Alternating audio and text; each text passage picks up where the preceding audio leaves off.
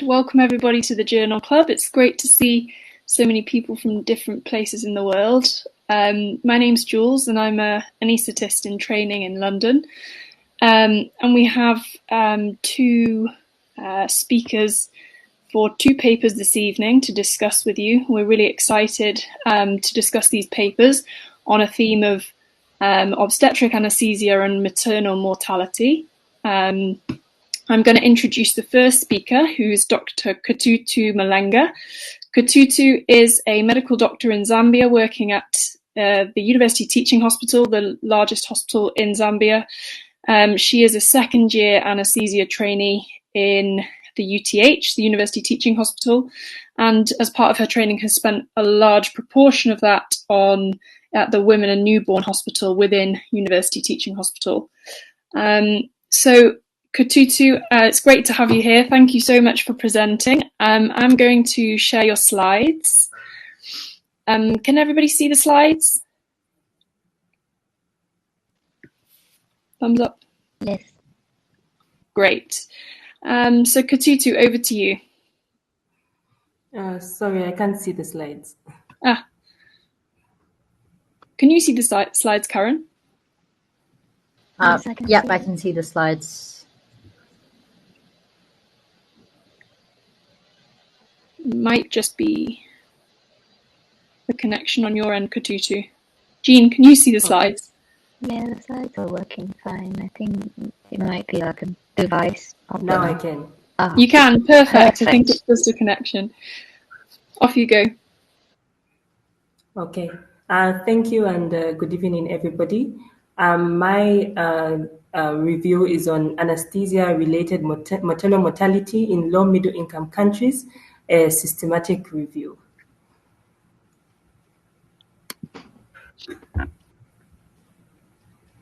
So there is nothing to declare. And for my abbreviations, the ICU as intensive care unit, PPH for postpartum hemorrhage, LMIC for low-middle income countries, GA for general anesthesia. It is estimated that 250,000 women die during or after pregnancy and childbirth every year, and 99% of these are from low-middle income countries. Anesthetic interventions play an integral role in emergency care, especially in the obstetric population, and therefore there is a need for safe, affordable surgery and anesthesia in low-middle income countries. And this need has been recognized by the numbers of perioperative deaths.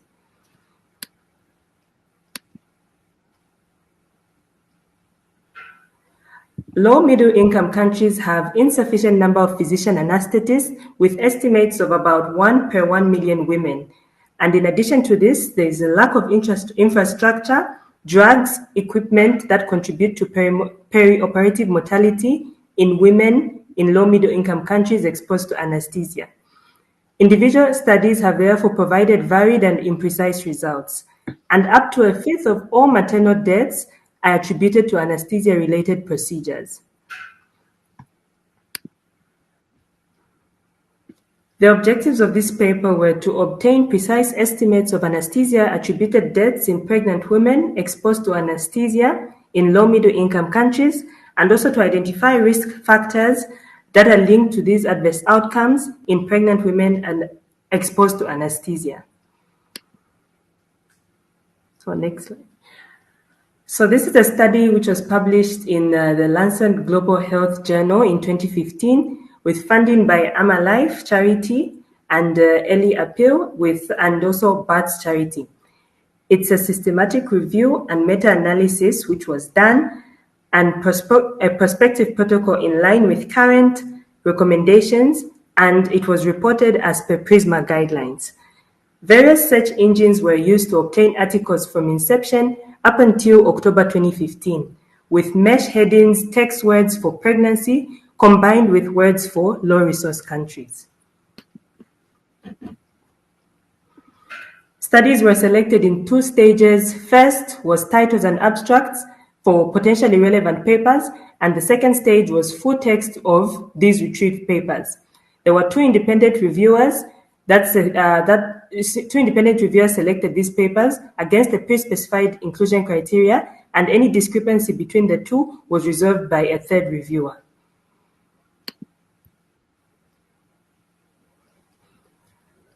The paper defined maternal mortality as the death of a woman during pregnancy or at any time until 42 days after delivery.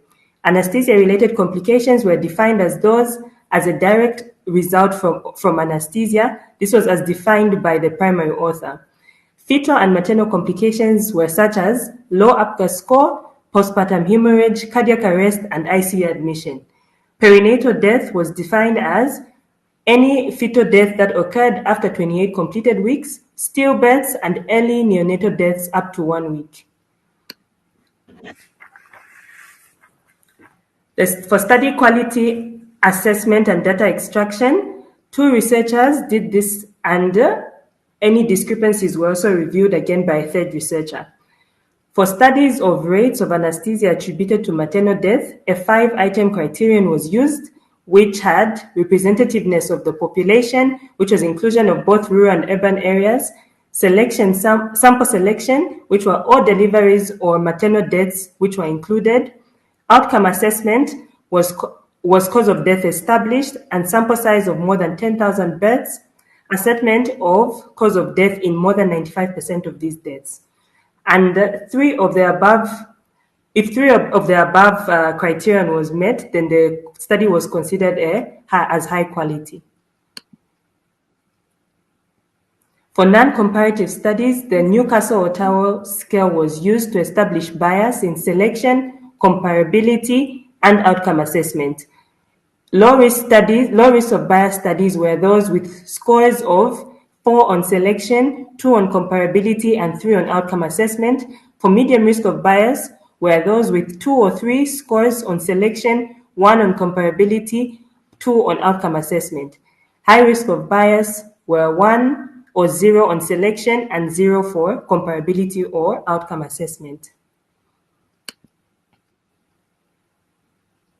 This is just a diagrammatic illustration of biasness assessment according to these studies. The first table is for the rate study, and the second one was for comparative studies, and of which over 50% showed that they had at least more than 50% of studies showed that there was low risk of bias.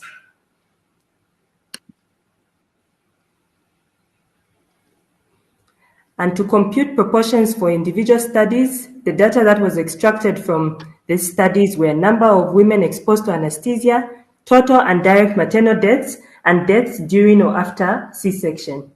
The information was obtained about the number of anesthesia-related maternal deaths and pregnancy-related complications in pregnant women who were exposed and not exposed to risk factors such as type of anesthesia, geographical setting, and the anesthetic provider.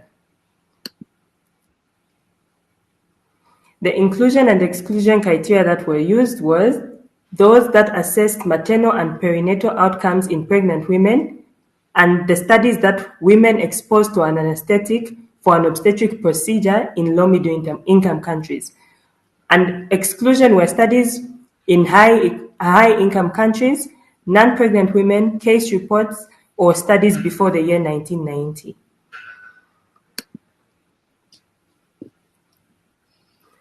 Out of 11,782, only 142 studies were included overall. And of these 11,000, 470 went to the text review, and afterwards 330 were excluded, and that's how the number for 140 studies were included in the study selection.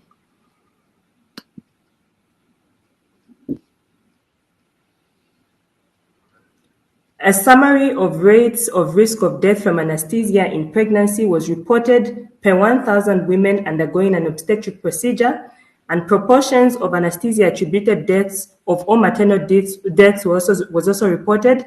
Subgroup analysis and meta-regression ran separately as univariate analysis for the factors geographical location, country income, geographical setting, and the year of publication.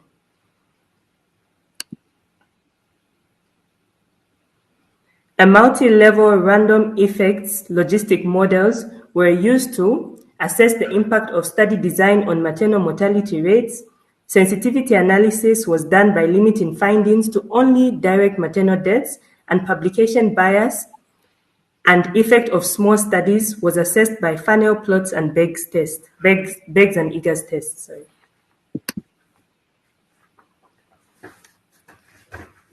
So, like I mentioned earlier, it was a total of 140 studies which were included, of which 44 of these 140 gave the risk of death from anesthesia, 95 gave anesthesia-related mortality as a proportion of maternal deaths, and 25 studies gave anesthesia-related risk factors and complications.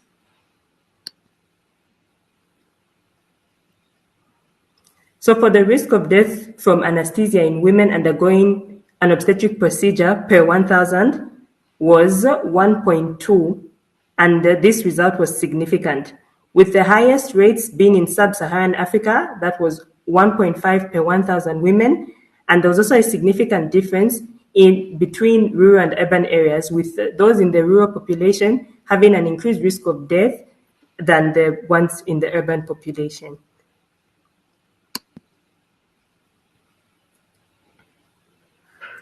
Anesthesia as a maternal cause of death accounted for about 2.8% of maternal deaths. This could either have been direct or indirect.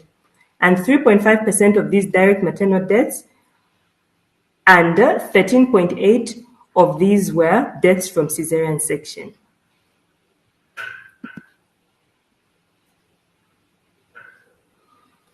For the risk factors, which I had alluded to earlier, for the type of anesthesia, the odds of death from general anesthesia were 3.3 times more than those from regional anesthesia, which were about 5.9 deaths per 1,000 women and 1.2 deaths per 1,000 women for those receiving regional anesthesia.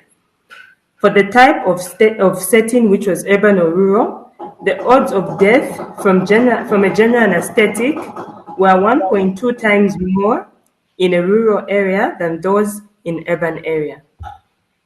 And for anesthetic provider, which was between the non-physician and the physician, there was only one study that was found, and it didn't calculate the odds ratio. However, it did calculate the rates of any maternal death and anesthesia-related deaths. And for this, for non-physician anesthetists, 9.8 per 1,000 of deaths were for any maternal death, whereas for a physician anesthetist, it was 5.2 per 1,000. And for an anesthetic-related death, for a non-physician was 1.8 per 1,000 deaths, and for a physician, it was 1.3 per 1,000.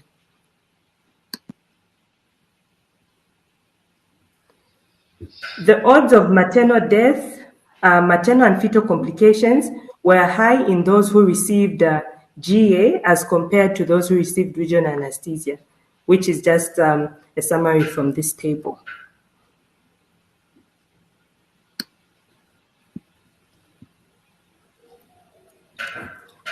The cause of death was reported in 124 cases, which was about 24 studies, and which the most common cause of death was airway, related to airway complications such as failed intubation, esophageal intubation, and hypoxia, which amounted to about 45% of the total deaths recorded. The second cause of death was aspiration, which was 31%, staff competency, poor pre-assessment and equipment, which was about 27%, drug overdose or drug reaction, about 6%, cardiac arrest and high spinal were also about 6%.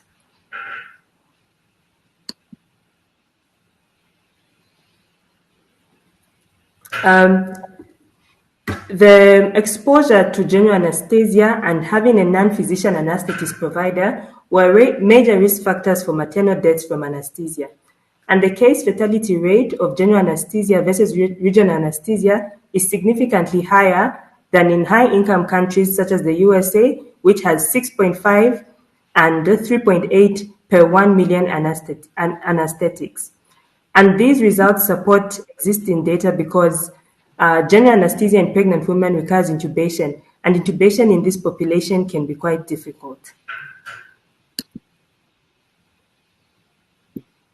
The increase in mortality and morbidity that was identified with GA could have been due to inadequate training and resources in these low middle income countries, poor general condition of the mother, concomitant complications such as postpartum hemorrhage.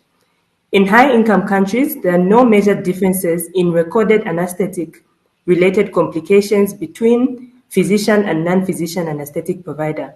And this was noted because of the increased training that even the non-physician anesthetic provider also continued to get even after they have finished their educational training. The sub-Saharan region had the highest risk of death from anesthesia, and the varying results in anesthesia-attributed mortality, maternal mortality rates according to economic region, individual countries, the year, and setting.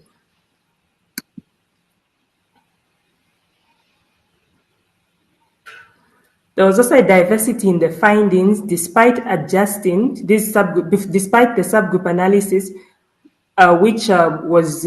which aimed to adjust for various factors. This is because of a variation in characteristics of the population, setting, the type of anesthesia, and the availability of the provider. Few studies, however, gave detailed reports on the underlying cause of death, as we saw, which was only in 24 studies out of the 140 which were included. And the asymmetry in the funnel plots of high rates of maternal deaths was due to a high rate of maternal death in small studies. And that therefore made them prone to publication bias and maybe could have overestimated the results. However, the magnitude of the small studies were very, very small. Therefore, this carried a little bit of, carried low weight to come and make a conclusion. The low APGAR scores related to general anesthesia exposure could be indicators of neonatal and anesthetic facilities, such as a limited access to modern anesthetic agents that reduce fetal depression. And increased blood loss associated with GA is also similar to the findings in the Cochrane review. The recommendations were a global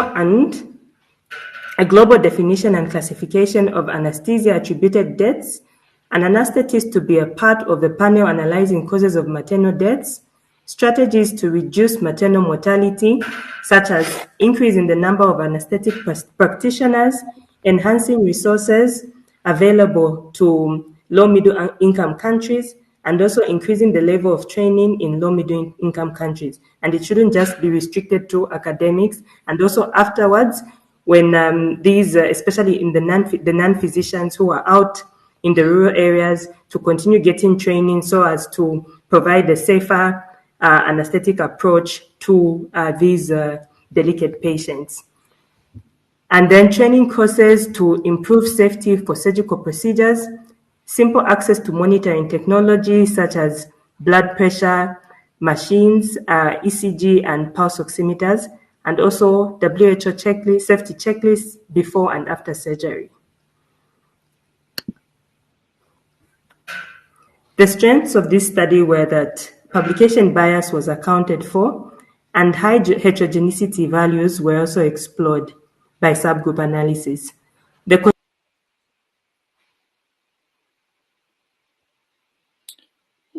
We've lost Kotutu.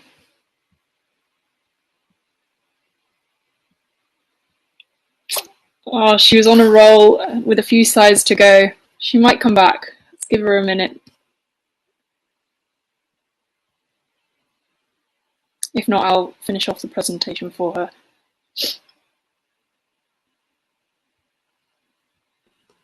I'm keeping an eye out, but I don't see her back. Oh, there she is, Kotutu. Is she coming back? I've invited her back to stage.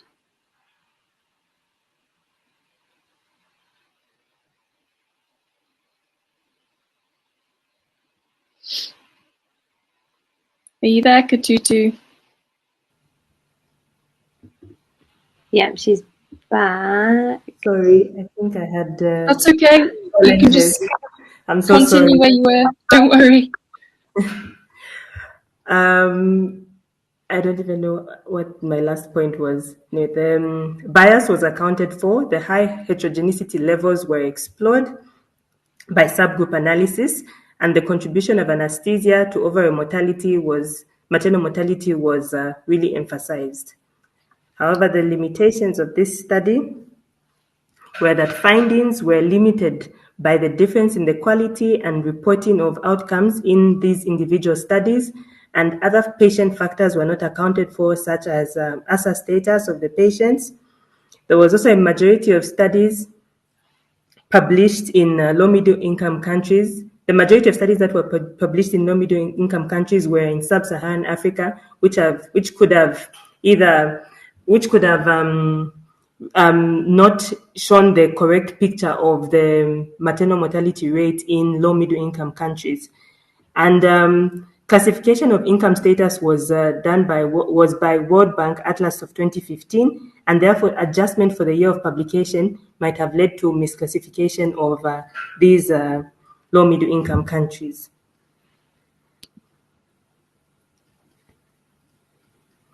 Despite all this, anesthesia disproportionately contributes to mortality in low-middle income countries, especially in the obstetric population. And 1 in 7 maternal deaths during or after cesarean section was due to anesthesia. Therefore, targeted efforts are needed to provide safe obstetric anesthesia by improving training, infrastructure, and resources. And I think that's all I have for my presentation. Thank you so much. That's brilliant, Kotutu. Thank you very much. We're now going to move on to some questions. So if anyone has any questions, feel free to type it in the chat. Just to kick off, have we still got Kotutu? Are you still there? Yes, I am. So my question is for you is, when you were reading through the paper, what did anything particularly surprise you or particularly resonate with you in terms of the results that you read about? Well, looking at the results, nothing really surprised. Not really surprised. I wouldn't say surprised, but it kind of tallies with whatever is happening, even just where I also come from. Yeah, it really does tally.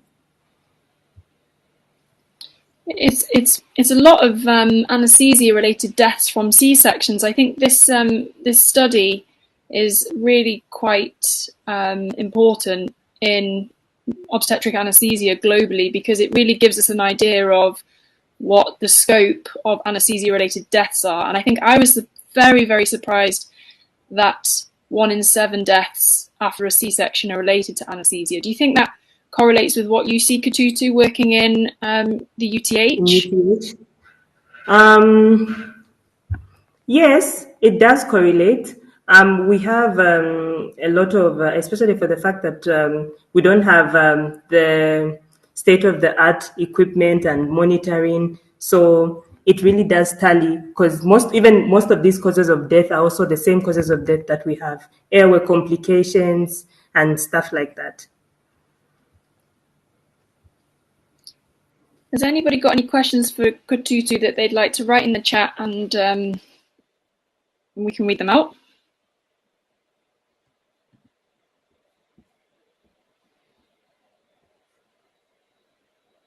I thought that was a really excellent presentation, Kotutu, and a really amazing summary of what is quite a complex meta-analysis.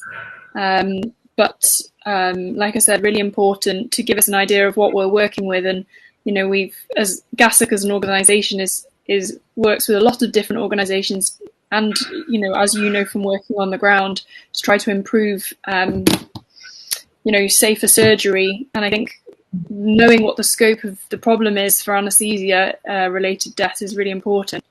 So we've got a comment here from Thomas in Heggie, who says, there's a much higher proportion of deaths associations with GA. Have you seen in Zambia a move away from general anaesthesia towards regional, or does anyone have any other experiences of regional anaesthetic in low middle income countries? So we do a lot of regional anesthesia even in our setting, but for certain cases, because we see a lot of preeclampsia and eclampsia, and those are patients that mostly will do a general anesthetic on. So like even like one of the limitations, it would also be nice to explore like GA and maybe like ASA grading, how many went for GA, how many went for neuroaxial, to just also give a better picture and understanding of the GA associated deaths. But we do have a lot of them. I think it also, the paper also just highlights the need for training, and also the role of physician anaesthetists, which in Zambia is ever growing. And it shows, I think, that there's a really good rationale for training of medical anaesthetists.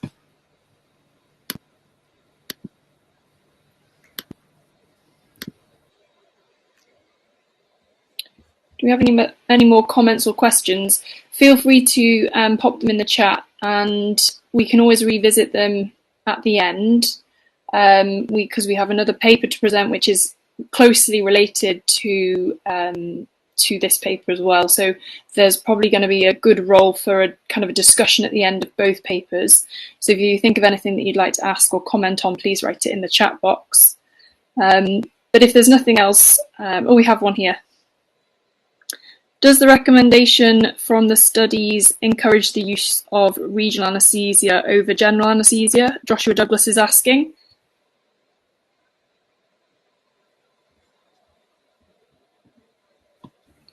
Sorry, I didn't get that. The question is, does the recommendation from the study encourage the use of regional anaesthesia over general anaesthesia?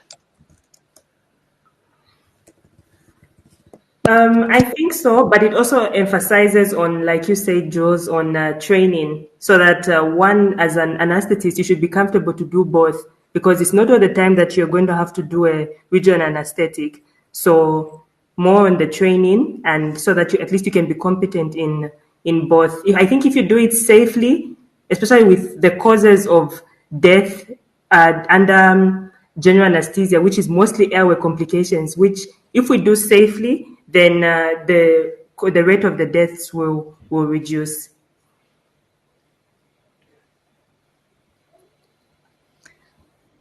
Excellent. Any other comments before we move on?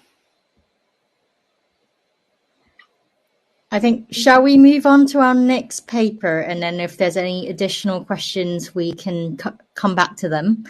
So our next paper is on the evaluation of practice change following safe obstetric courses in Tanzania. So this is looking at how an educational intervention might affect safety of provision of anesthesia. And I'd like to introduce Dr. Ayantu Hordofa Benti, who is a final year resident in anesthesia and critical care and pain medicine at Addis Ababa University School of Medicine in Ethiopia. Ayantu graduated from Adama Science and Technology University and was awarded the top scorer of her graduating batch. And she worked as a lecturer and general practitioner at Asela Teaching and Referral Hospital for 2.5 years before starting her residency. She has partnered with us through the Ethiopian Anesthesia Development Project, so we'd like to give a shout out to them. And I will hand over to Ayantu. Okay, hello everyone. So with me we are going to see a paper on evaluation of practice change following safe obstetric course in Tanzania, which is a prospective cohort study, and the author of the study are the ones listed on the slide, as you all can see here. And for today's presentation, we have an outline and of if someone can, next slide. We're going to see introduction, method of the study, what the result of the study, and conclusion the study authors made, and we're going to see the limitation the paper have.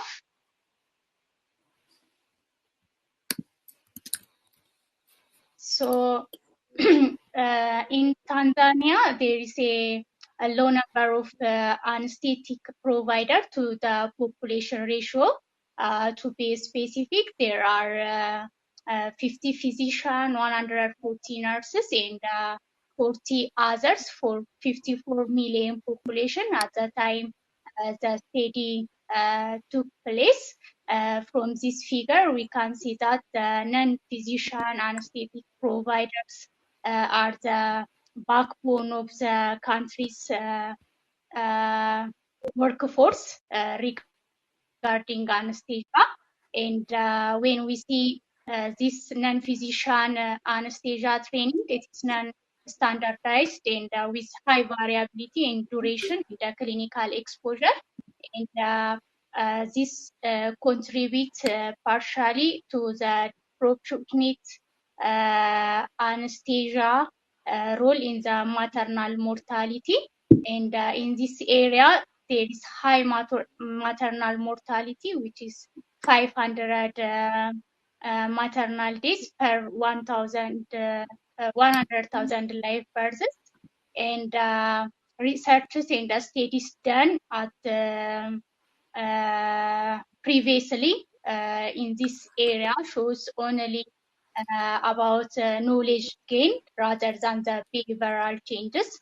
So these factors contribute for this study to take place with its objective to identify behavioral changes, to evaluate degree of change, and to assess transition of knowledge into practice, and overall to assess the quality improvement after the safe obstetric anesthesia course. So when we say safe obstetric course, it stands for safer anesthesia from education obstetric anesthesia course, and it is generally a 3-day refresher course aimed to fill gap in training and to provide continued medical education for in-service anesthesia provider in resource-limited settings. But bear in mind that this is just the background for safe anesthesia course, but in regard to this study, it is not only the 3-day refresher course, but there was a follow-up course after 3 months of the initial course, which is 1.5 day refresher course. So how this study take place? When we see the method of the study, it is a prospective cohort study, and it involves 75 non-physician anesthetic from 5 facilities in Tanzania. And these 5 facilities are the one listed here. The Mbeya Zonal, Regional, Inca Regional, Jomba Regional, and the Fifth Sumbaga Regional facilities are selected for the studies. And after the selection of study participants and the study facility, participants attended a safe course between August 2090 to July 2020, followed by 1.5 day follow-up course 3 months later, and a binary checklist created from safe course content, best practice guideline, and previous studies. Then observers were selected, and these observers were physician anesthetics or registrars, and they came from different hospitals to the hospital studied, and the observers were trained to use checklists to ensure a similar observation.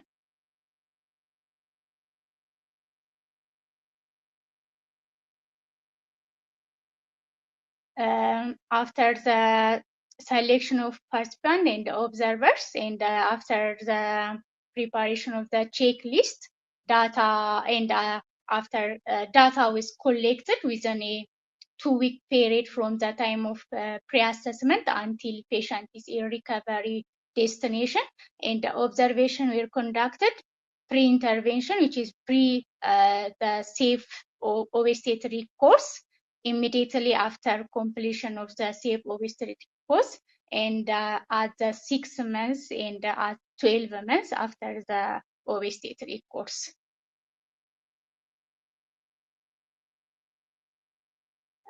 Regarding ethical consideration, the study approved by ethics committee and the institutional review board, and also the consent taken from participants, and there is no patient identifiable data which was collected.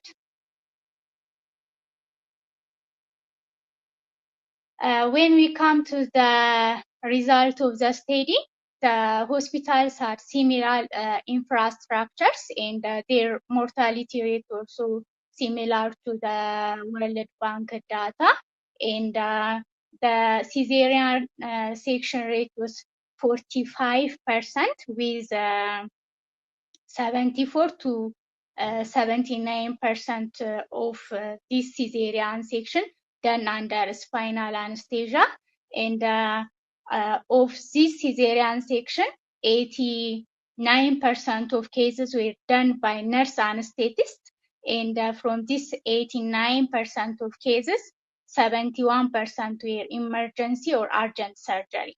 From this emergency or urgent surgery done by the anesthetist, the most common indication for this emergency cesarean section was laboring patient in the presence of previous uterine scar, and it accounts for 52% of the cases. When we see the result in details, it shows there are behaviors with significant improvement immediately after the safe obstetric training. From they try to classify this behavior like communication, preoperative preparation in the spinal behavior. From communication, discussion between the surgeon and the anesthesia care provider about the indication of cesarean section was 68% pre-obstetric safe obstetric course, and it is increased to 86% immediately post the safe obstetric training. And when we see at the use of WHO checklist about the sign-in, it was like 12% pre-course, and it increased to 52% post the training. And regarding the time out, it was like 12% before the course, and it's increased to 51% post the training. And about regarding sign out, it was 3% pre-course, and it's increased to 20%. This graph tries to show this behavioral improvement immediately post safe OB course. So the other behavior which shows improvement is regarding preoperative preparation. So checking for presence and functionality of suction was 73% pre course, and it increased to 92% immediately post safe training. And checking for airway equipment was like 86%, and it increased to 99%. And checking for functionality of anesthesia machine was 44%, and it was increased to 62% post safe OB training. And regarding preoperative anesthetic assessment, it increased to 51% from 32%, which was pre-training. The other behavior with significant improvement is regarding the spinal anesthesia-related behavior. The maintaining a sterile field was 67% pre-training, and it increased to 87% post-training. And application of tilt or wedge after spinal increase, it was 43%, and it increased to 69%.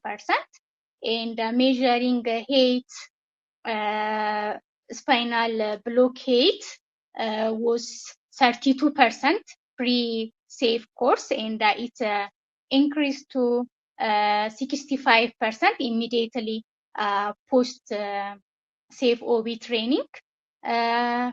Similarly, administration of vasopressor when appropriate shows significant improvement.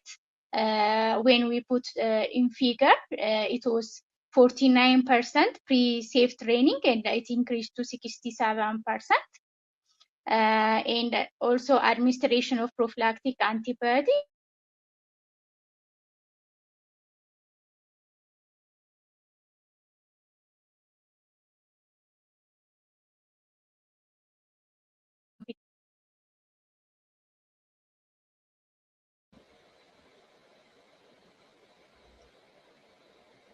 Not sure if we've lost Ayantu.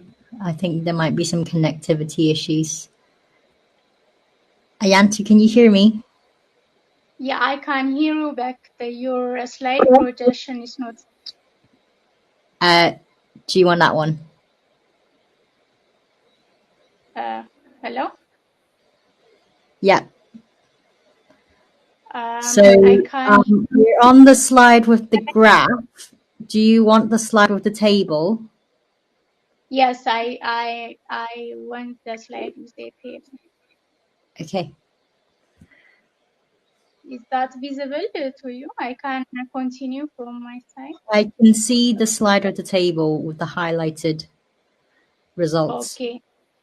Okay. So I'll continue. So in this table, we can understand that these behaviors, their improvement shows not only immediately post-safe course, but it's sustained at the 6 months period and at the 12 months period. For example, as already described, from communication about indication shows improvement immediately post-safe, and this improvement sustained at the 12-month period at 100%.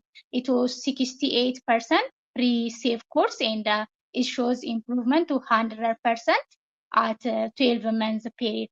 So from this graph, we can understand that this change in behavioral shows sustainability of the behavior. This applies to also the WHO checklists in the sign in, time out, sign out. We get sustainability of these behavioral changes. Similarly, in preoperative preparation, in spinal management, it shows sustainability of the changes we already discussed in the previous slide. Additional point we can get from this table is regarding adverse events. Failed spinal or inadequate block account for 10% during this study, and persistent hypotension account for 42%, which is gotten during this stage.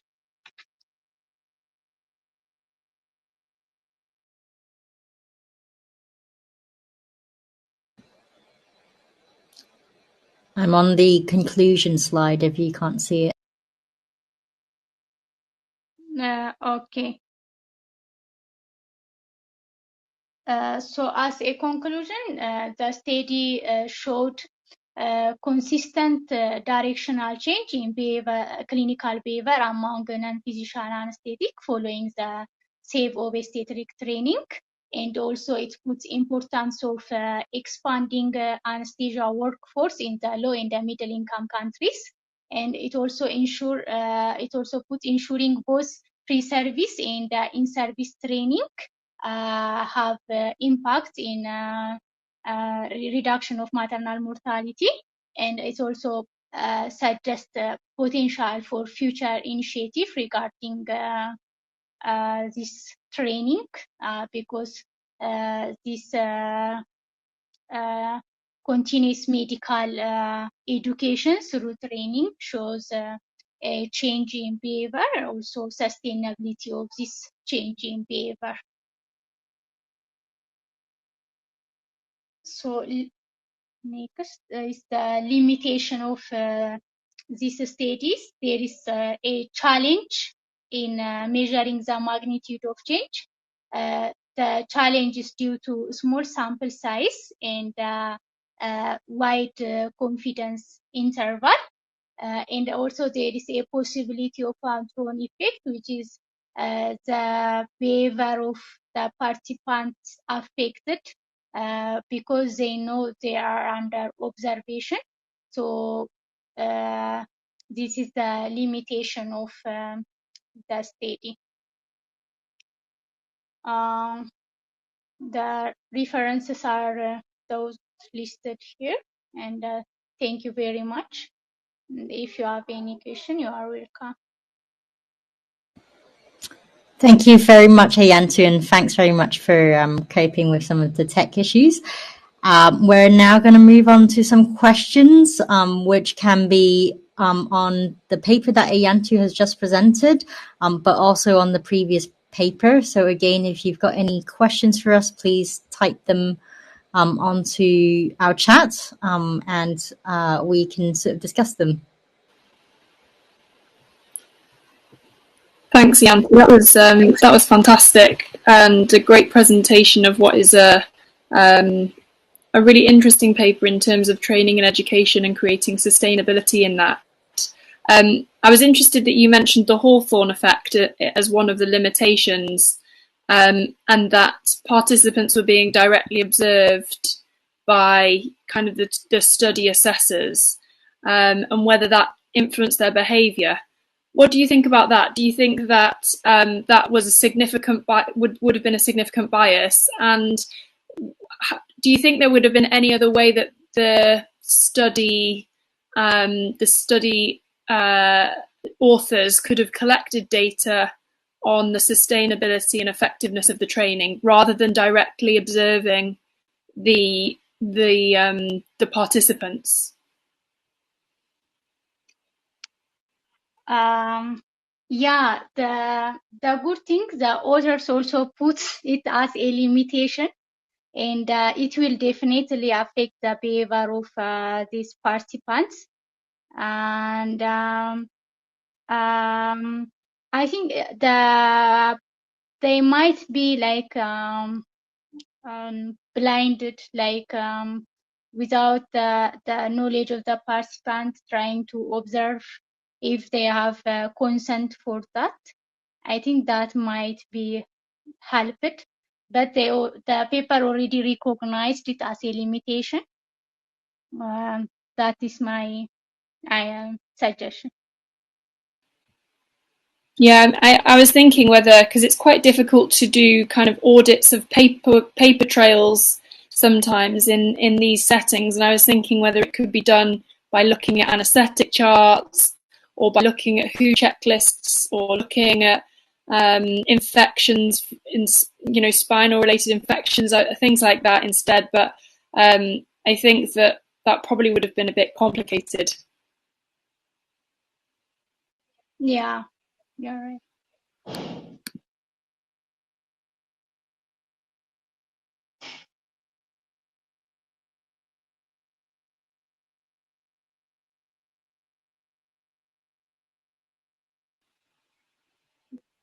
Any other questions? Any other question?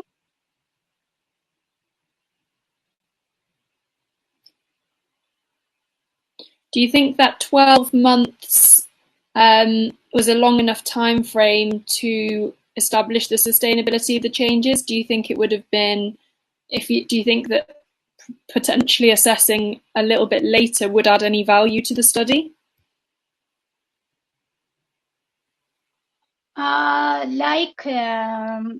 They already assessed it at immediately and at 6 months and at 12 months. I think it is adequate because it's required like 3 months refresher course, and I think they did a good job on the timing.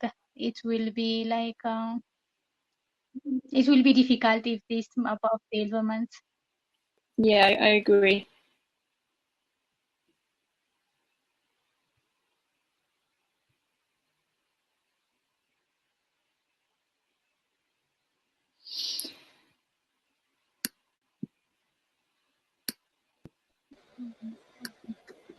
Fine. Any other questions from anyone else?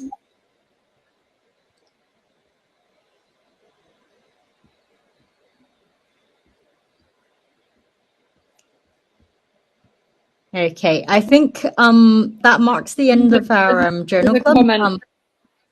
Is there a comment? Question. So Thomas and Heggie has said, really interesting paper, potentially useful for future training.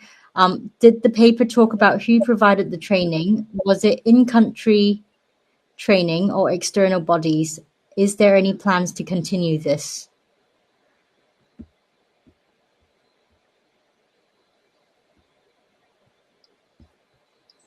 So I've read the paper.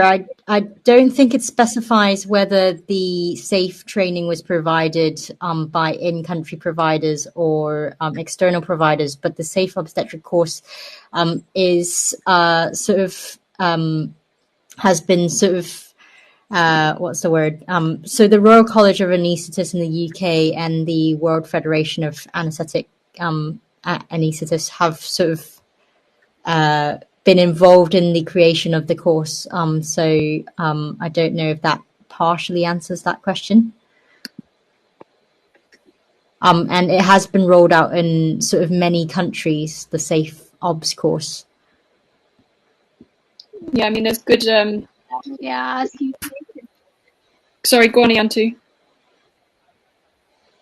As Karin mentioned, they didn't specify the one give the SAFE obstetric course. The paper only mentioned the duration, the course given.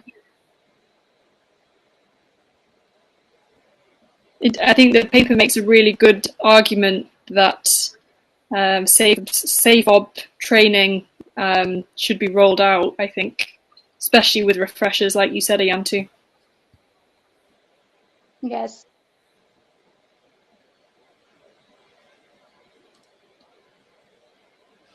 I wonder if the role of the refresher course is an interesting thing to study, because I think with short courses, sometimes the sustainability of change is something that can be difficult to maintain when you have short courses. So it'd be interesting to see what they did with the refresher and how they dealt with some of the barriers of change in that.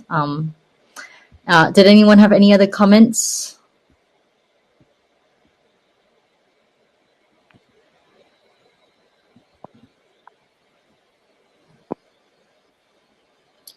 Yeah. So Joshua Douglas has commented that as a recommendation, subsequent training and observation of behaviours should be done in a blinded manner. It's exactly what you said to Ayantu. I think that would make a real difference.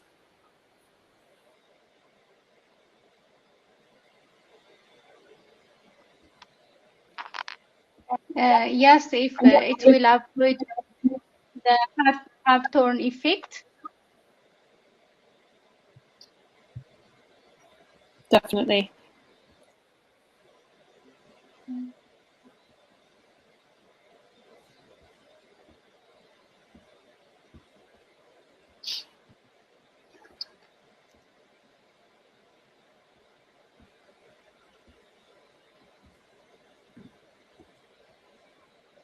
Okay, so if there's no further comments, we'd just like to thank our speakers, Kotutu and Ayantu, for their brilliant presentations